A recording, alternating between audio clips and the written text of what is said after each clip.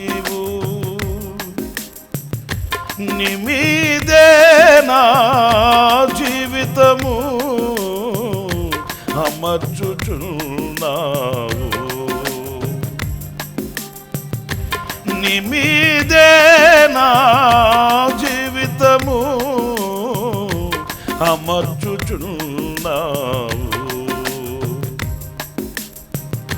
సియోనులో స్థిరమైన పునాది నీవు, సియోనులో స్థిరమైన పునాది నీవు, నీ మీదే నా జీవితము అమర్చుచున్నావు, నీ మీదే నా జీవితము అమర్చుచున్నావు. సియోనులో స్థిరమైన పునాది నీవు.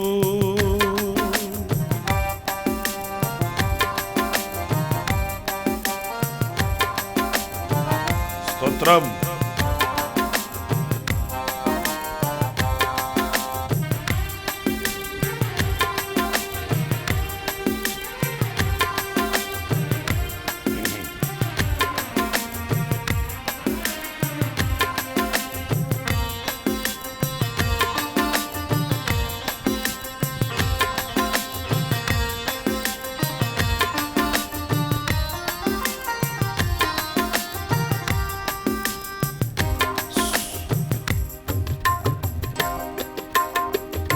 సూర్యుడు లేని చంద్రుడు లేని చీకటి రాత్రులు లేనే లేని, సూర్యుడు లేని చంద్రుడు లేని చీకటి రాత్రులు లేనే లేని, ఆ దివ్య నగరిలో కాంతులను విరజిమ్మెదవా నా యేసయ్యా,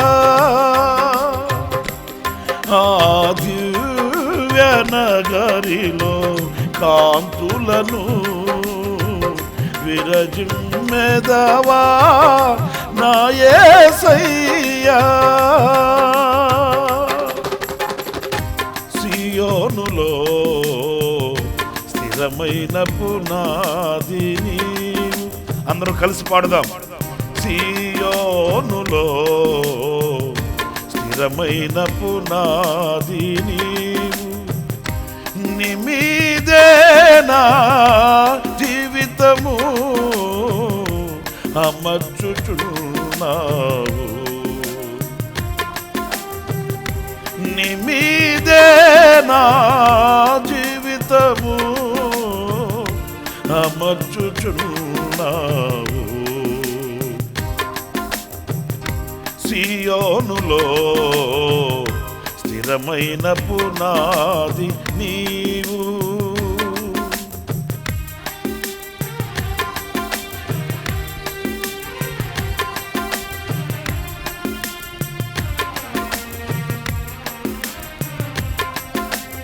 స్తోత్రం.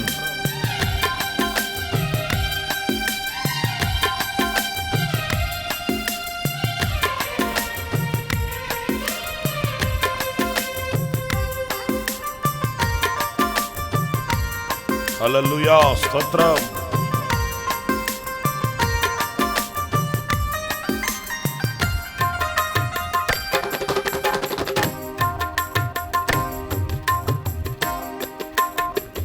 కడలి లేని కడగండ్లు లేని కల్లోల స్థితిగతులు దరికే రాని, కడలి లేని కడగండ్లు లేని కల్లోల స్థితిగతులు దరికే రాని, సువర్ణ వీధులలో నడిపించెదవా నా యేసయ్యా, సువర్ణ వీధులలో నడిపించెదవా నా యేసయ్యా. సియోనులో స్థిరమైన పునాది నీవు, నీ మీదే నా జీవితము అమర్చుచున్నావు. నీ మీదే నా జీవితము అమర్చుచున్నావు. సియోనులో స్థిరమైన పునాది నీవు. కలతలు లేని కన్నీరు లేని ఆకలి దప్పులు అసలే లేని, కలతలు లేని కన్నీరు లేని ఆకలి దప్పులు అసలే లేని, నీ శాశ్వత రాజ్యముకై సమకూర్చుచున్నావా నా యేసయ్యా. నీ శాశ్వత రాజ్యముకై సమకూర్చుచున్నావా నా యేసయ్యా. సియోనులో స్థిరమైన పునాది నీవు, నీ మీదే నా జీవితము అమర్చుచున్నావు. నీ మీదే నా జీవితము అమర్చుచున్నావు. సియోనులో స్థిరమైన పునాది నీవు. స్తోత్రం. సంఘ ప్రతిరూపము, స్తోత్రం. సంఘ ప్రతిరూపము పరమ యెరూషలేము. హల్లెలూయా. సంఘ ప్రతిరూపము పరమ యెరూషలేము. సౌందర్య సియోనులో నీ మనోహరమైన ముఖము దర్శిల్తును. స్తోత్రం. సౌందర్య సియోనులో నీ మనోహరమైన ముఖము దర్శిల్తును. నీతోనే నా నివాసము నిత్యము ఆనందమే. నీతోనే నా నివాసము నిత్యము ఆనందమే. సియోనులో స్థిరమైన పునాది నీవు, నీ మీదే నా జీవితము. స్తోత్రం. అందరూ కలిసి మీ కుటుంబాలలో కలిసికట్టుగా ప్రభుని ఆరాధించండి, స్తుతించండి, గణపరచండి. ప్రభు మనకు అనుగ్రహించిన ఈ సంధ్యావేళ ఆయనకు కృతజ్ఞత స్తుతి చెల్లిద్దాం. మనసారా పాడుతూ ప్రభుని స్తుతించి మహిమపరిచి ఆరాధన చేద్దాం. స్తోత్రం. సియోనులో స్థిరమైన పునాది నీవు, నీ మీదే నా జీవితము అమర్చుచున్నావు. నీ మీదే నా జీవితము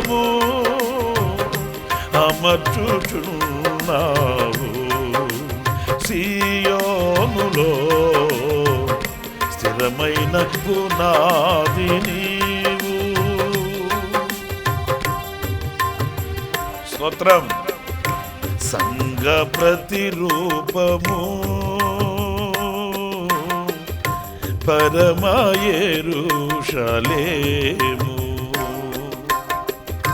సంఘ ప్రతిరూపము పరమ యెరూషలేము. సౌందర్య సీయోనులో నీ మనోహరమైన ముఖము దర్శిల్తును. సౌందర్య సీయోనులో నీ మనోహరమైన ముఖము దర్శిల్తును. నీతోనే నా నివాసము నిత్యము ఆనందమే. నీతోనే నా నివాసము నిత్యము ఆనందమే. సియోనులో స్థిరమైన పునాది నీవు. నీవిదే నా జీవితము అమర్చుచున్నావు. నీ మీదే నా జీవితము అమర్చుచున్నావు. సియోనులో స్థిరమైన పునాది నీవు.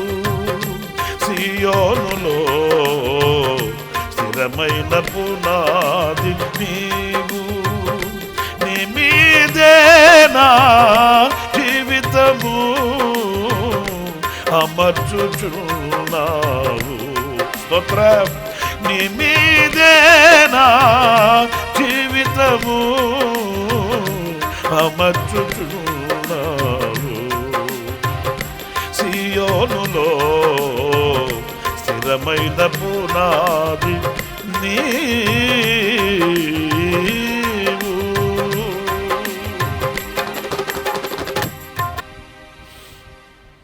స్తోత్రం. హల్లెలూయా.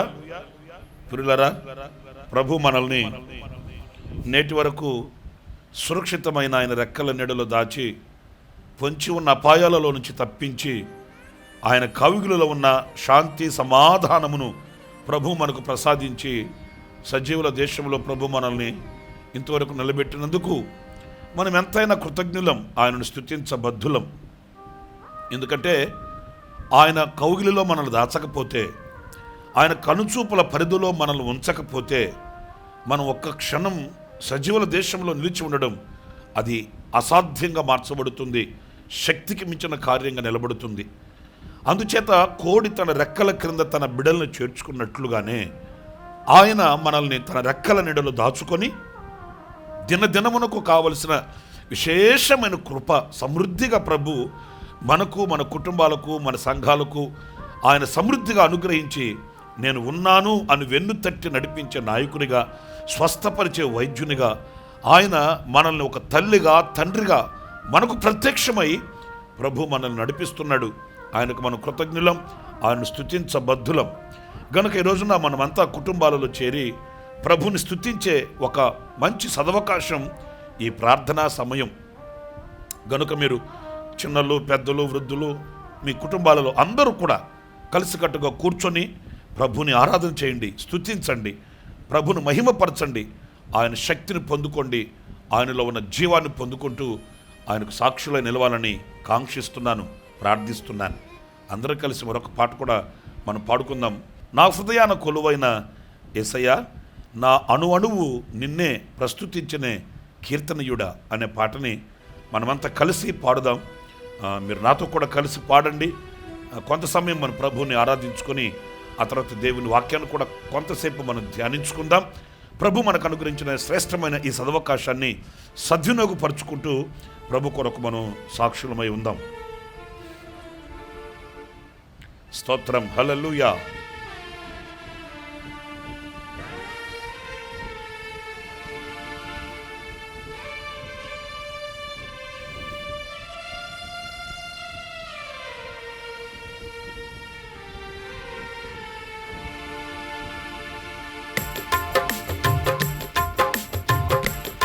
నా హృదయాన కొలువైన యేసయ్యా, నా అణువణువు నిన్నే ప్రస్తుతించెనే కీర్తనీయుడా.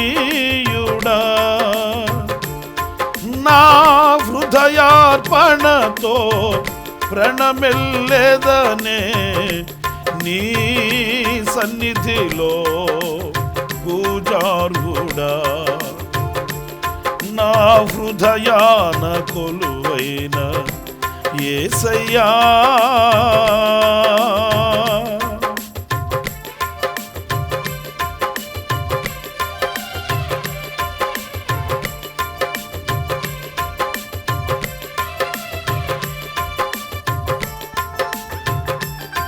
స్తోత్రం, హల్లెలూయా. ప్రభువును స్తుతించండి, గణపరచండి.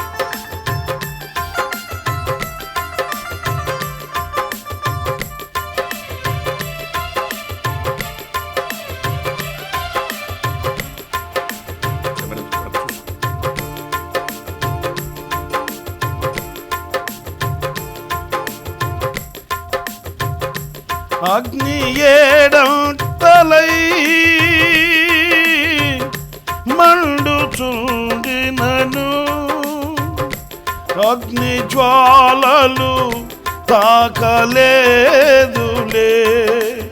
నీ ప్రియుల దేహాలను. అగ్ని ఏడంతలై మండుచుండినను, అగ్ని జ్వాలలు తాకలేదులే నీ ప్రియుల దేహాలను. అగ్ని బలము చల్లారెనే, శత్రు సమూహము అల్లాడెనే. అగ్ని బలము చల్లారెనే, శత్రు సమూహము అల్లాడెనే. నేను నీ స్వాస్థ్యమే, నీవు నా సొంతమే. నా స్తోత్ర బలులన్నీ నీకేనయ్యా. నేను నీ స్వాస్థ్యమే, నీవు నా సొంతమే. నా స్తోత్ర బలులన్నీ నీకేనయ్యా. నా హృదయాన కొలువైన యేసయ్యా, నా అణువణువు నిన్నే ప్రస్తుతించెనే కీర్తనీయుడా. నా హృదయార్పణతో ప్రణమిల్లెదనే నీ సన్నిధిలో స్తోత్రార్హుడా. నా హృదయార్పణతో ప్రణమిల్లెదనే నీ సన్నిధిలో పూజార్హుడా. నా హృదయాన కొలువైన యేసయ్యా, అంతా వ్యర్థమని వ్యర్థులైరెల్దరో, నా గురి నీపై నిలిపినందుకే నా పరుగు సార్థకమాయనే. నీయందు పడిన ప్రయాసము శాశ్వత కృపగా నాయందు నిలిచెనే. నీయందు పడిన ప్రయాసము శాశ్వత కృపగా నాయందు నిలిచెనే. నీపై విశ్వాసమే నన్ను బలపరచెనే. నా స్వరమెత్తి నిన్నే కీర్తింతును. నీపై విశ్వాసమే నన్ను బలపరచెనే. నా స్వరమెత్తి నిన్నే కీర్తింతును. నా హృదయాన కొలువైన యేసయ్యా, నా అణువణువు నిన్నే ప్రస్తుతించెనే కీర్తనీయుడా. నా హృదయార్పణతో ప్రణమిల్లెదనే నీ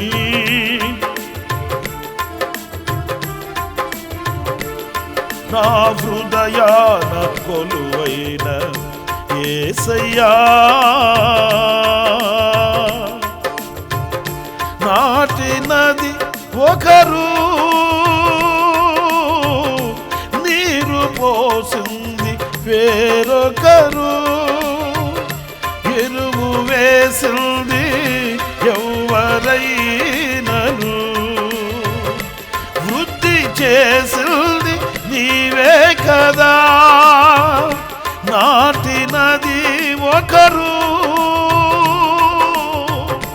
నీరు పోసింది వేరొకరు, ఎరువు వేసింది ఎవరైనను, వృద్ధి చేసింది నీవే కదా. సంఘక్షేమాభివృద్ధికై పరిచర్య ధర్మము నియమించినావే.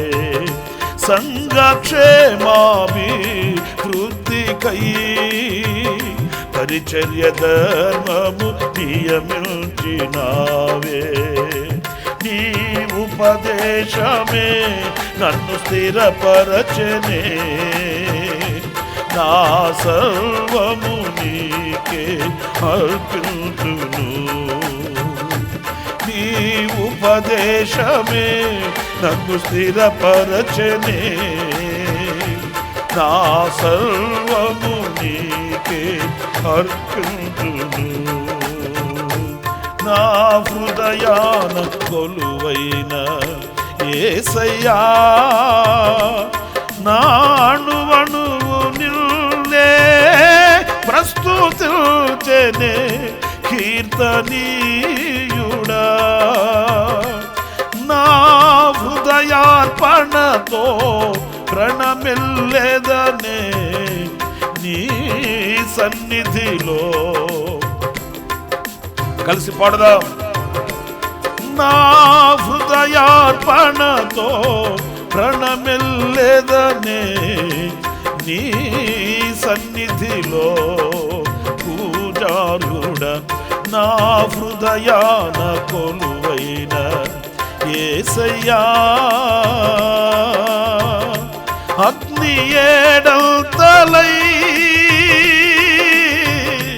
మండుచుండినను, అగ్ని జ్వాలలు తాకలేదులే నీ ప్రియుల దేహాలను. అగ్ని ఏడంతలై మండుచుండినను, అగ్ని జ్వాలలు తాకలేదులే నీ ప్రియుల దేహాలను. అగ్ని బలము చల్లారెనే, శత్రు సమూహము అల్లాడెనే. అగ్ని బలము చల్లారెనే, శత్రు సమూహము అల్లాడెనే. నేను నీ స్వాస్థ్యమే, నీవు నా సొంతమే. నా స్తోత్ర బలులన్నీ నీకేనయ్యా. నేను నీ స్వాస్థ్యమే, నీవు నా సొంతమే. నా స్తోత్ర బలులన్నీ నీకేనయ్యా. నా హృదయాన కొలువైన యేసయ్యా, నా అణువణువు నిన్నే ప్రస్తుతించెనే కీర్తనీయుడా. నా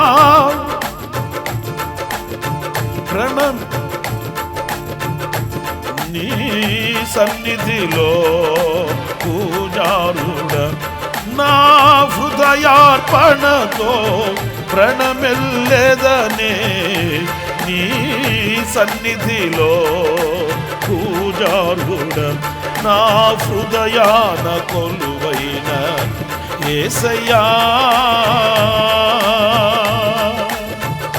నాటినది ఒకరు నీరు పోసింది వేరొకరు ఎరువు వేసింది ఎవరైనను వృద్ధి చేసింది నీవే కదా నాటినది ఒకరు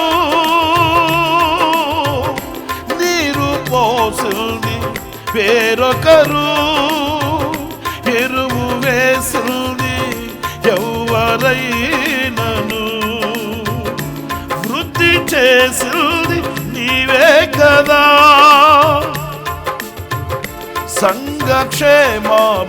సంఘక్షేమాభివృద్ధికై పరిచర్య ధర్మము నియమించినావే సంఘక్షేమాభివృద్ధికై పరిచర్య ధర్మము నియమించినావే నీ ఉపదేశమే నన్ను స్థిరపరచనే నా సర్వము నీకే అర్పించును నీ